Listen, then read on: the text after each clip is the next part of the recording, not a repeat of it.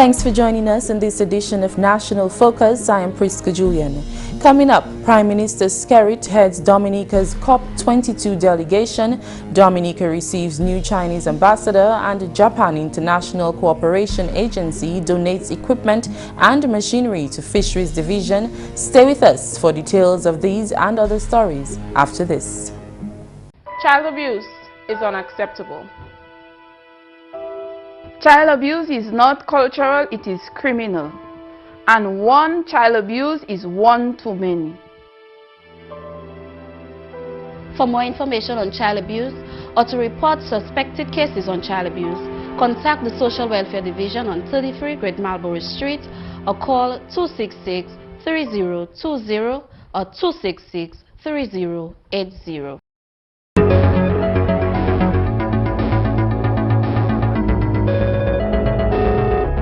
Thanks for staying with us.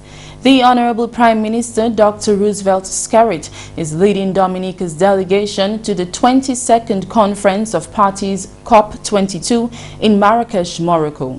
A press release from the Office of the Prime Minister stated that the high-level conference is scheduled for November 7th to 18th, 2016. The conference, an international political response to climate change, is organized by the United Nations Framework Convention on Climate Change, the UNFCCC. According to the UNFCCC was established in 1994 to reduce greenhouse gas concentrations in the atmosphere and made COP the supreme governing body of the convention. Delegations from the 195 countries which have ratified the convention meet every year to review the convention's implementations. In December 2015, at the Paris Climate Change Conference, COP21, these countries adopted a global climate agreement in which developed countries have committed to limiting global warming to below 2 degrees Celsius.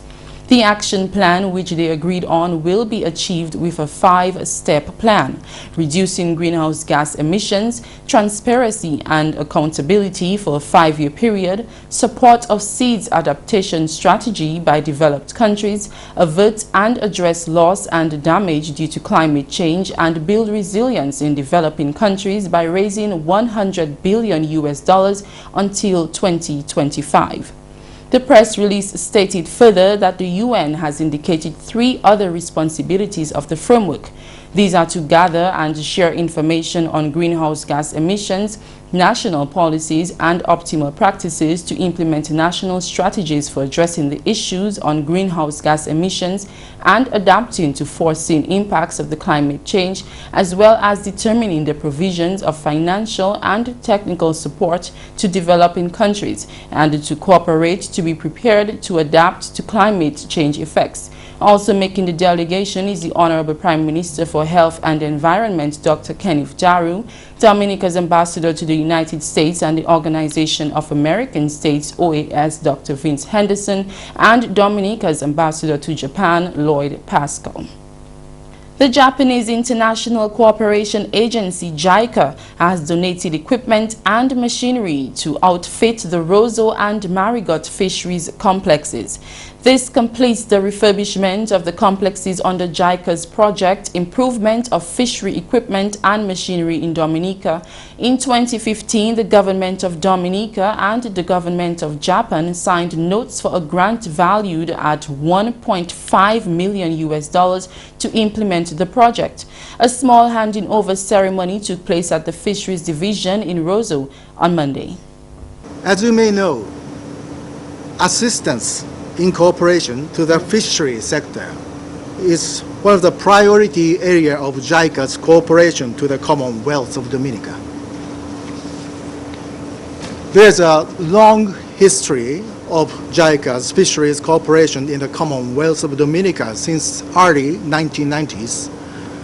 Since then, through Japanese assistance, fisheries facilities and equipment have been developed in fisheries complexes, and I believe These are contributing to the quality assurance of fisheries in the Commonwealth of Dominica.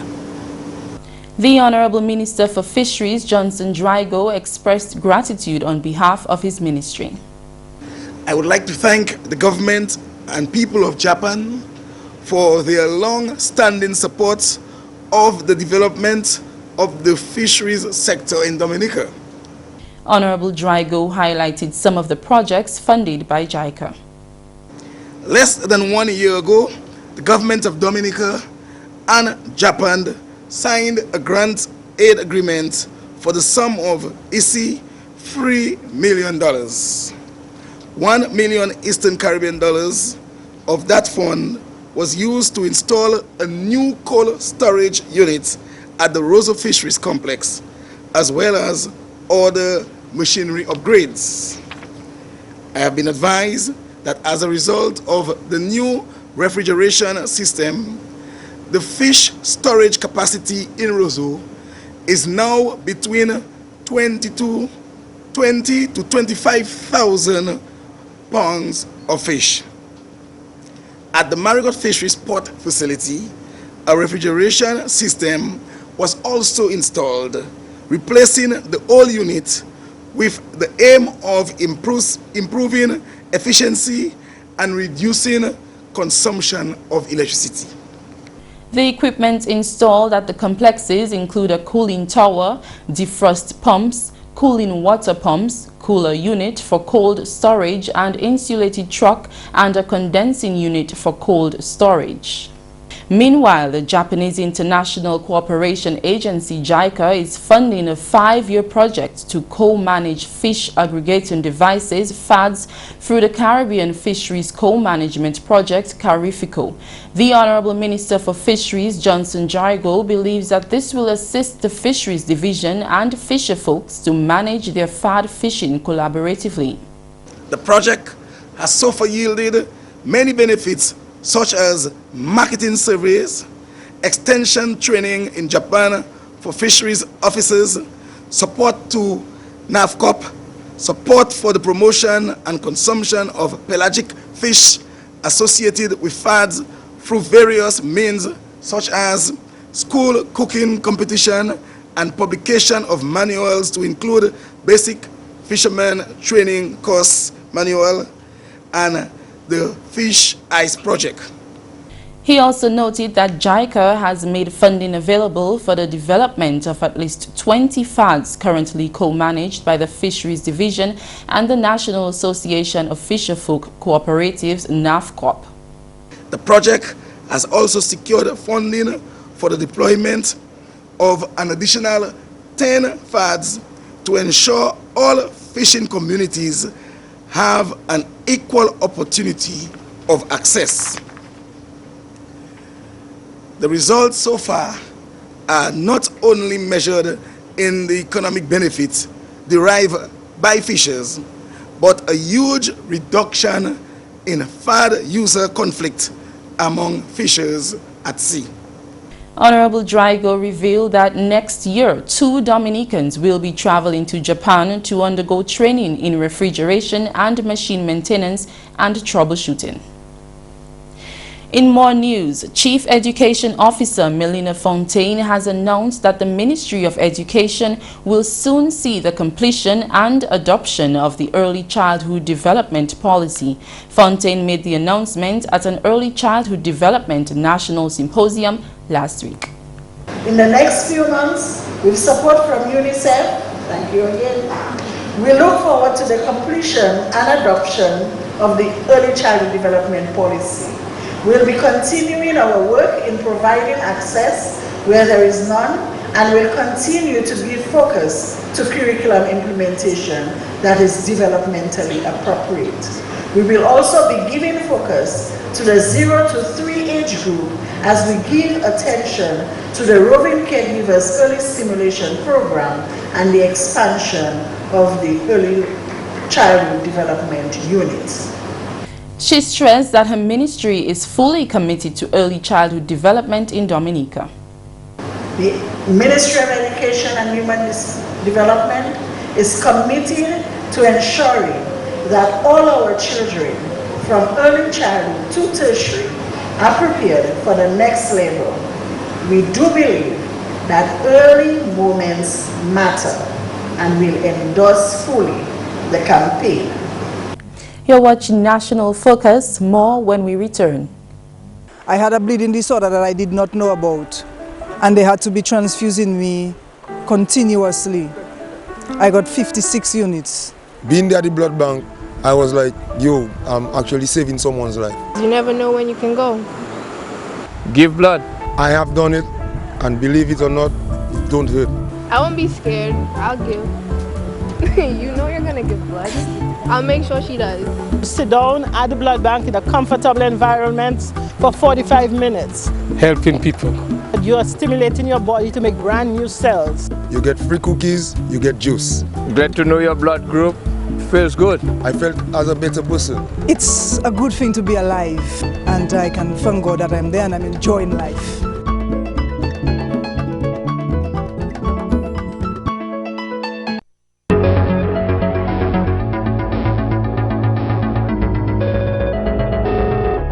Welcome back. The new Chinese ambassador to Dominica, His Excellency Lu Con, presented his credentials to the President of the Commonwealth of Dominica, His Excellency Charles Savre, on Tuesday at the State House. His Excellency Savre welcomed the new ambassador to Dominica. I am pleased to welcome you to Dominica and to receive your letter of credence issued by His Excellency Xi Jinping, accrediting you as Ambassador Extraordinary and Plenipotentiary of the People's Republic of China to the Commonwealth of Dominica. I also wish to acknowledge receipt of the letter of recall of your predecessor, His Excellency Yi Jianling. The People's Republic of China remains one of Dominica's most significant bilateral partners, and relations between our two countries continue to develop steadily since the formalization of diplomatic relations in March of 2004. President Savre noted that diplomatic relations with the People's Republic of China has reaped great benefits for Dominica. Your Excellency, since the establishment of diplomatic relations, Dominica has benefited and continues to benefit significantly through fruitful bilateral exchanges and cooperation in infrastructural development, education, health, agriculture, trade, and other areas. The People's Republic of China continues to facilitate the attendance of public and private sector officials at training workshops and seminars in China, and provides annually several full scholarships to students of the Commonwealth of Dominica to pursue long-term university programs for undergraduate, graduate, and postgraduate studies.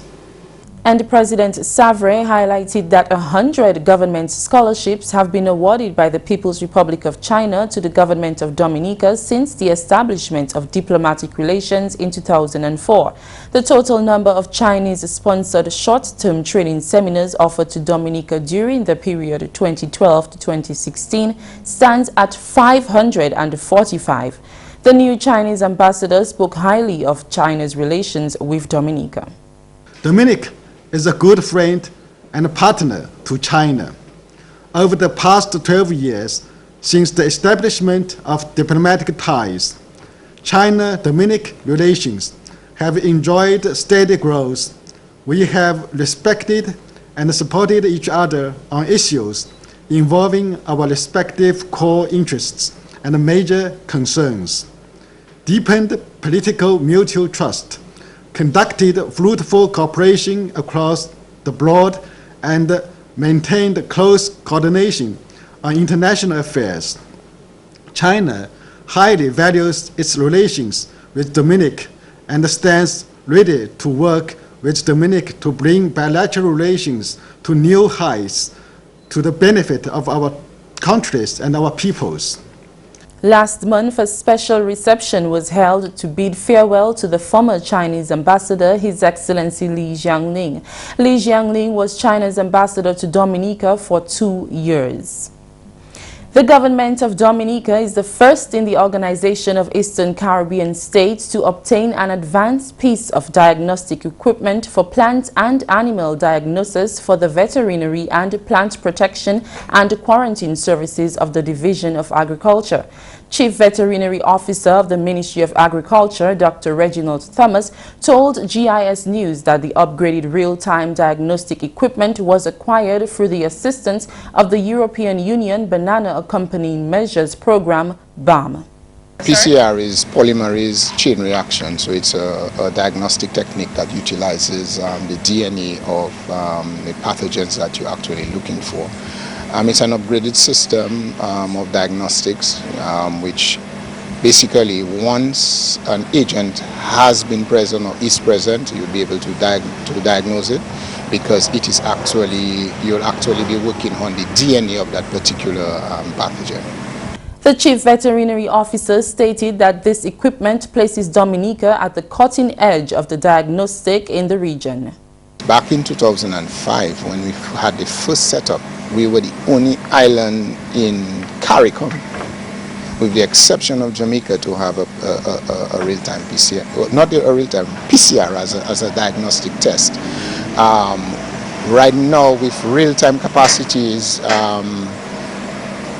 according to my knowledge, I think we are the only one in the OECS, with the exception of St. Kitts through Ross University. But as a government, I think we're the only government ministry for real-time. And Dr. Thomas explained that with the introduction of this equipment, the Division of Agriculture has the capability to enhance the diagnostic capability at the veterinary services.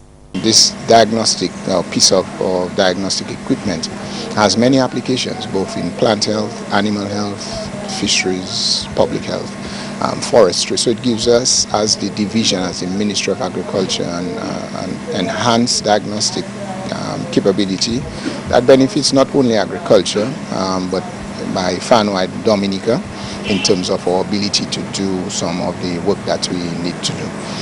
That particular piece of equipment is advanced, and it gives us, as I said, many different applications and options with our diagnostic work that we do. He revealed that although the equipment was received in 2014, it was only commissioned last week when staff was trained. The supply of the piece of equipment, Roche, it's a German-based company.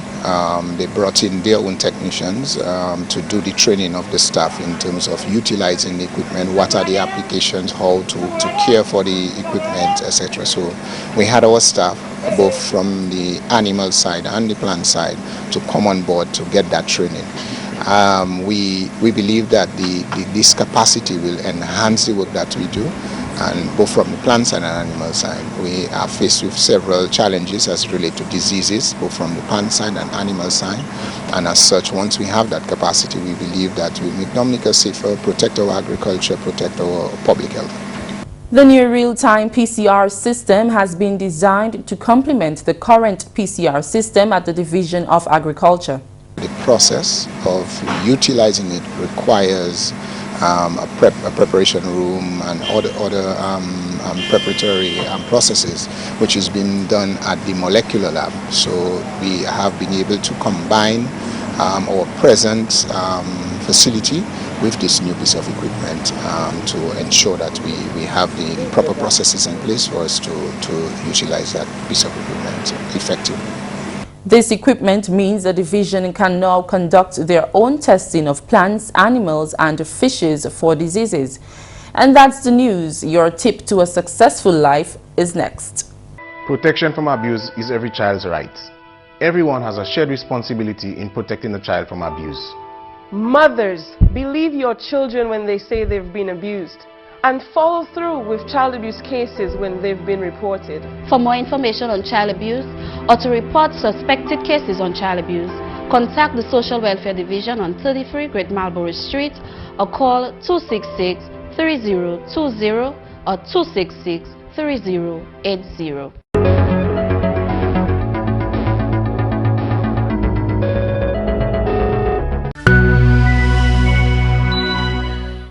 Add value. No matter what you do and where you go, you can't go wrong with adding value. Simply put, value is anything that people are willing to pay for.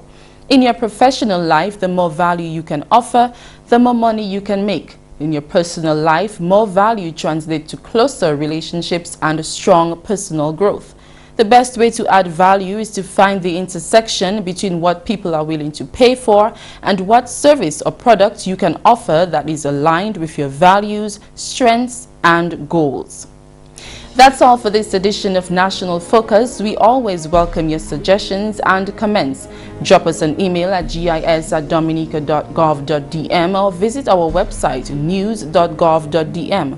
Like our Facebook page, facebook.com/GIS News Dominica, and follow our Twitter at GIS Dominica. You can also catch up on past National Focus newscasts on our GIS Dominica YouTube channel. Live streaming is also available on our YouTube channel 24 hours a day. From all of us here on the GIS News production team, I am Prisca Julien. Thanks for watching.